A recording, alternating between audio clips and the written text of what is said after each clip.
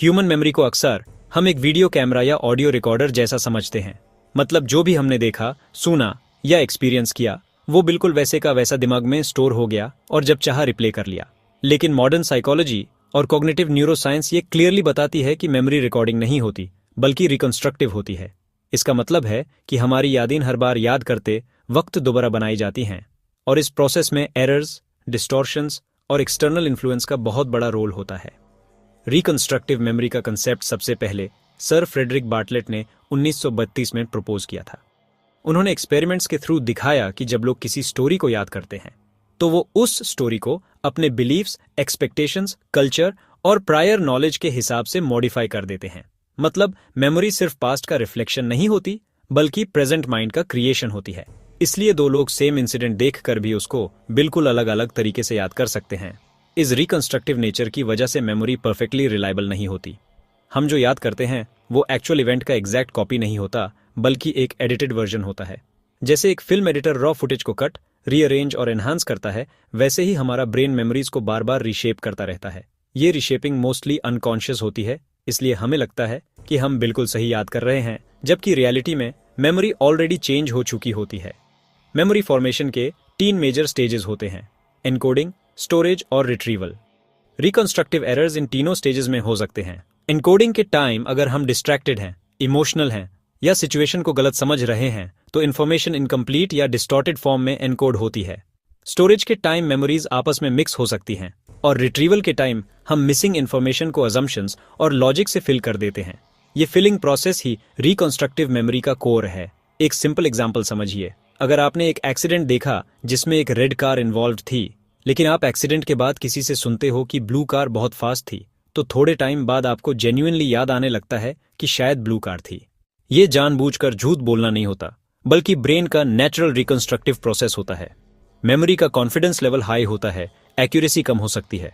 Emotion भी memory reconstruction में बहुत बड़ा रोल प्ले करता है। स्ट्रॉन्ग इमोशंस जैसे फियर, एंगर या हैप्पीनेस मेमोरी को स्ट्रॉन्ग बनाते हैं लेकिन एक्यूरेट नहीं।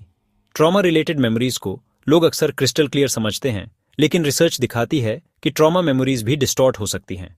ब्रेन इमोशनली इंपॉर्टेंट चीजों को हाईलाइट करता है और बाकी डिटेल्स को ब्लर या रिप्लेस कर देता है। इस वजह से eyewitness testimony specially emotional events में अनरिलायबल हो सकती है। इस कॉन्सेप्ट का एक और इम्पॉर्टेंट एस्पेक्ट है स्कीमास। स्कीमास मतलब मेंटल फ्रेमवर्क्स या एक्सपेक्टेशंस जो हम दुनिया के बारे में रखते हैं। जैसे हमारे दिमाग में क्लासरूम, रेस्टोरेंट या वेडिंग का एक फिक्स्ड आइडिया होता है। जब कोई इवेंट होता है हम उससे अपने स्कीमा के थ्रू इंटरप्रेट करते हैं। अगर कोई डिटेल स्कीमा से मैच नहीं करती तो या तो हम उसे इग्नोर कर देते हैं या बाद में मेमोरी से निकाल देते हैं। इसलिए मेमोरी ऑफ्टन स्कीमा कंसिस्टेंट होती है, नॉट इवेंट कंसिस्टेंट। बार्टलेट के famous experiment the war of the ghosts में पार्टिसिपेंट्स ने एक अनफेमिलियर नेटिव अमेरिकन स्टोरी पढ़ी। जब उनसे बाद में स्टोरी रिकॉल करने को कहा गया तो उन्होंने अनफेमिलियर कॉन्सेप्ट्स को सिंप्लीफाई कर दिया, कुछ चीजों को अपनी कल्चर के अकॉर्डिंग बदल दिया और कुछ पार्ट्स कंप्लीटली छोड़ दिए। ये क्लियर प्रूफ था कि मेमोरी पैसिव स्टोरेज नहीं है बल्कि एक्टिव रिकंस्ट्रक्शन है। रिकंस्ट्रक्टिव मेमोरी का मतलब ये नहीं कि मेमोरी यूजलेस है, बल्कि ये system evolutionary point of view से काफी यूजफुल है। अगर हम हर चीज को एग्जैक्ट डिटेल में स्टोर करते तो दिमाग ओवरलोड हो जाता।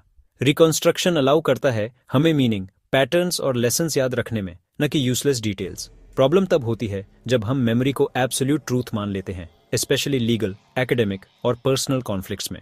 डेली लाइफ में भी रिकंस्ट्रक्टिव मेमोरी के एग्जाम्पल्स मिलते हैं। बचपन की यादें अक्सर पेरेंट्स के स्टोरीज, फोटोज और वीडियोज से इन्फ्लुएंस हो जाती हैं। कभी कभी हम ऐसी चीजें याद करते हैं जो एक्चुअली हमने कभी एक्सपीरियंस ही नहीं की होती, बल्कि बार बार सुनने की वजह से दिमाग ने उन्हें अपनी मेमोरी बना लिया होता है। ये फिनोमिनन फॉल्स मेमोरीज का बेस बनता है, जिसके बारे में नेक्स्ट पार्ट्स में डिटेल में बात होगी। एक और इम्पॉर्टेंट बात यह है कि मेमोरी को जब हम बार बार रिकॉल करते हैं तो हर रिकॉल के साथ वो मेमोरी स्लाइटली चेंज हो जाती है। इस प्रोसेस को रिकंसोलिडेशन कहते हैं। मतलब मेमोरी एक फिक्स्ड ऑब्जेक्ट नहीं है बल्कि एक डायनामिक प्रोसेस है। हर बार जब मेमोरी एक्टिव होती है वो वल्नरेबल हो जाती है न्यू इन्फॉर्मेशन के लिए। इस वल्नरेबिलिटी का डायरेक्ट कनेक्शन सजेस्शन से है, जो नेक्स्ट पार्ट का मैं फोकस होगा। इस पॉइंट तक ये क्लियर हो जाता है कि मेमोरी एक क्रिएटिव प्रोसेस है, न कि एक रिकॉर्डिंग डिवाइस। हम जो याद करते हैं वो सिर्फ पास्ट का रिफ्लेक्शन नहीं बल्कि प्रेजेंट बिलीव्स, इमोशंस और सोशल इन्फ्लुएंसेस का कॉम्बिनेशन होता है। इसी रिकंस्ट्रक्टिव नेचर की वजह से मेमोरी सजेस्शन के लिए ओपन होती है और कभी कभी डेंजरसली मिसलीडिंग भी हो सकती है। अब हम ये देखेंगे कि मेमोरी सजेशन के लिए इतनी वल्नरेबल क्यों होती है, सजेशन का मतलब क्या होता है और कैसे फॉल्स मेमोरीज बन जाती हैं जो हमें बिल्कुल रियल लगती हैं। सजेशन का मतलब होता है किसी इंसान के माइंड में एक्सटर्नल इन्फॉर्मेशन इंसर्ट कर देना जो बाद में उसकी मेमोरी का हिस्सा बन जाती है। ये सजेशन डायरेक्ट भी हो सकता है और इनडायरेक्ट भी। डायरेक्ट सजेशन जैसे कोई क्लियरली कह दे तुमने वो चीज़ देखी थी। इनडायरेक्ट सजेशन जैसे leading questions, tone, facial expressions या रिपीटेड कॉन्वर्सेशंस। मेमोरी वल्नरेबल होती है क्योंकि जब हम किसी इवेंट को याद करते हैं तो ब्रेन सिर्फ स्टोर्ड इन्फॉर्मेशन को रिट्रीव नहीं करता बल्कि गैप्स को फिल करता है। ये गैप्स फिल होते हैं लॉजिक, असम्पशंस, एक्सपेक्टेशंस और दूसरों की बातों से। अगर कोई सजेशन इन गैप्स के बीच आ जाए तो ब्रेन उसे ईजिली एक्सेप्ट कर लेता है। सजेशन का सबसे पावरफुल फॉर्म होता है लीडिंग क्वेश्चंस। लीडिंग क्वेश्चंस वो होते हैं जो क्वेश्चन के अंदर ही एक असम्पशन छुपा देते हैं। जैसे अगर किसी आई विटनेस से पूछा जाए कार कितनी तेज थी जब वो दूसरी कार से टकराई। इस क्वेश्चन में ऑलरेडी अस्यूम कर लिया गया है कि कार तेज थी। अगर इसी क्वेश्चन को ऐसे पूछा जाए कार की स्पीड कैसी लग रही थी तो रिस्पॉन्स काफी डिफरेंट हो सकता है। साइकोलॉजी रिसर्च ने दिखाया है कि क्वेश्चन का वर्डिंग मेमोरी को चेंज कर सकता है। लोग एक्चुअल इवेंट को नहीं बल्कि क्वेश्चन के इम्प्लाइड मीनिंग को याद करने लगते हैं। इसका मतलब ये है कि मेमोरी सिर्फ एक्सपीरियंस से नहीं बल्कि बाद में पूछे गए सवालों से भी शेप होती है। मेमोरी और सजेशन के टॉपिक पर सबसे फेमस रिसर्चर हैं एलिजाबेथ लॉफ्टस। उन्होंने 1970 से लेकर आज तक ये प्रूव किया है कि ह्यूमन मेमोरी एक्सट्रीमली मैलिएबल होती है। उनका सबसे फेमस कॉन्सेप्ट है miss information effect. Miss information effect का मतलब है अगर किसी इवेंट के बाद किसी इंसान को गलत इन्फॉर्मेशन दी जाए तो वो गलत इन्फॉर्मेशन उसकी ओरिजिनल मेमोरी को रिप्लेस या डिस्टॉर्ट कर सकती है। एक फेमस एक्सपेरिमेंट में पार्टिसिपेंट्स को एक कार एक्सीडेंट का वीडियो दिखाया गया।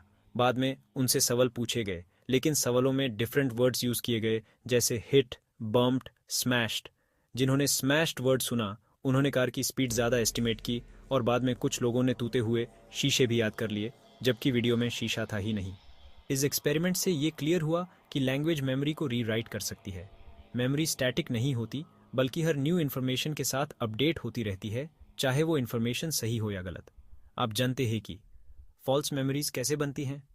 फॉल्स मेमोरी वो होती है जो इंसान को बिल्कुल रियल लगती है लेकिन वो मेमोरी या तो पार्शियली गलत होती है या कंप्लीटली फैब्रिकेटेड होती है। फॉल्स मेमोरीज जानबूझकर झूठ नहीं होती। इंसान जेन्युइनली बिलीव करता है कि उसने वो इवेंट एक्सपीरियंस किया था। फॉल्स मेमोरीज बनने के कुछ मेजर रीजंस होते हैं। अगर कोई बात बार बार रिपीट की जाए तो ब्रेन उसे फेमिलियरिटी के बेसिस पर ट्रू मान लेता है। रेपिटेशन से याद जैसा फील आता है और ब्रेन अस्यूम करता है कि जो फेमिलियर लग रहा है वो मेमोरी होगा। अगर किसी इवेंट को बार बार इमेजिन किया जाए तो इमेजिनेशन और रियल मेमोरी के बीच बाउंड्री ब्लर हो जाती है। इससे इमेजिनेशन इन्फ्लेशन कहते हैं। धीरे धीरे इमेजिन्ड इवेंट रियल मेमोरी जैसा लगने लगता है। टीचर्स, पेरेंट्स, पुलिस, डॉक्टर्स जैसे लोग अगर किसी चीज को असर्टिवली कह दें तो स्पेशली चिल्ड्रन और टीनेजर्स उसे ईजिली एक्सेप्ट कर लेते हैं। अथॉरिटी का कॉन्फिडेंस मेमोरी के कॉन्फिडेंस को इंक्रीज कर देता है, चाहे एक्यूरेसी कम हो। ग्रुप डिस्कशंस में लोग अक्सर अपनी मेमोरी को ग्रुप के वर्जन के साथ अलाइन कर लेते हैं। इससे मेमोरी कन्फॉर्मिटी कहते हैं। लोग कॉन्फ्लिक्ट अवॉइड करने के लिए अपनी मेमोरी चेंज कर लेते हैं। अब आइए समझते हैं कि क्यों चिल्ड्रन और टीनेजर्स क्यों ज्यादा वल्नरेबल होते हैं। चिल्ड्रन और टीनेजर्स का ब्रेन अभी डेवलप हो रहा होता है, स्पेशली प्री फ्रंटल कॉर्टेक्स जो क्रिटिकल थिंकिंग और सोर्स मॉनिटरिंग के लिए रिस्पॉन्सिबल होता है। सोर्स मॉनिटरिंग का मतलब होता है ये पहचान पाना कि कोई इन्फॉर्मेशन कहाँ से आई, पर्सनल एक्सपीरियंस से या किसी और से। इस वजह से यंगर लोग अक्सर ये कंफ्यूज कर देते हैं कि उन्होंने कोई चीज़ खुद देखी थी या किसी से सुनी थी। इस कंफ्यूजन की वजह से सजेशन उनकी मेमोरी का हिस्सा बन जाता है। इसका मतलब ये नहीं कि एडल्ट्स इम्यून होते हैं, बल्कि बस इतना कि चिल्ड्रन और टीन्स रिलेटिवली ज़्यादा वल्नरेबल होते हैं। सजेशन का सबसे डेंजरस इम्पैक्ट लीगल सिस्टम में दिखता है। आई विटनेस टेस्टिमोनी को ट्रेडिशनली स्ट्रॉन्ग एविडेंस माना जाता था, लेकिन साइकोलॉजी ने दिखाया है कि आई विटनेस मेमोरी हाईली अनरिलायबल हो सकती है, स्पेशली जब पुलिस क्वेश्चनिंग में लीडिंग क्वेश्चंस, रिपीटेड इंटरव्यूज और फीडबैक इन्वॉल्व हो। अगर किसी विटनेस को कहा जाए गुड तुमने सस्पेक्ट को पहचान लिया तो उसका कॉन्फिडेंस आर्टिफिशियली इंक्रीज हो जाता है, चाहे आइडेंटिफिकेशन गलत हो। बाद में जूरी विटनेस के कॉन्फिडेंस को एक्यूरेसी का साइन समझ लेती है, जबकि दोनों का डायरेक्ट रिलेशन नहीं होता। मेमोरी का एक सबसे मिसलीडिंग एस्पेक्ट यह है कि कॉन्फिडेंस और एक्यूरेसी का स्ट्रॉन्ग लिंक नहीं होता।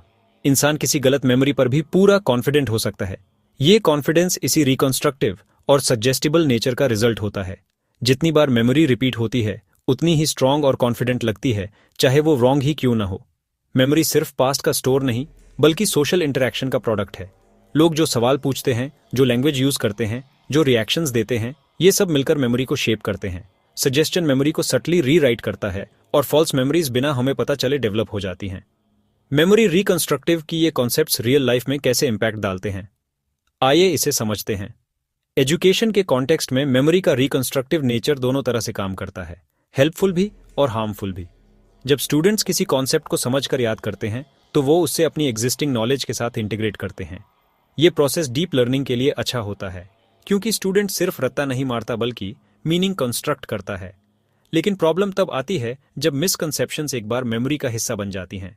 अगर टीचर ने किसी कॉन्सेप्ट को अनक्लियर या गलत तरीके से एक्सप्लेन कर दिया, या स्टूडेंट ने गलत समझ लिया, तो वो गलत मेमोरी बाद में करेक्ट इन्फॉर्मेशन के साथ भी परसिस्ट कर सकती है। ब्रेन नई इन्फॉर्मेशन को पुरानी मेमोरी के थ्रू इंटरप्रेट करता है, इसलिए गलत बेस पर नई नॉलेज भी डिस्टॉर्ट हो जाती है। एग्जाम्स के टाइम भी स्टूडेंट्स अक्सर ये एक्सपीरियंस करते हैं कि उन्हें लगता है उन्हें आंसर आता है, लेकिन लिखते वक्त कन्फ्यूजन हो जाती है। ये इसलिए होता है क्योंकि memory feeling of knowing create कर सकती है बिना एक्चुअल एक्यूरेट कंटेंट के। कॉन्फिडेंस होने का मतलब ये नहीं कि मेमोरी करेक्ट है, ये बात एजुकेशन में बहुत इंपॉर्टेंट है।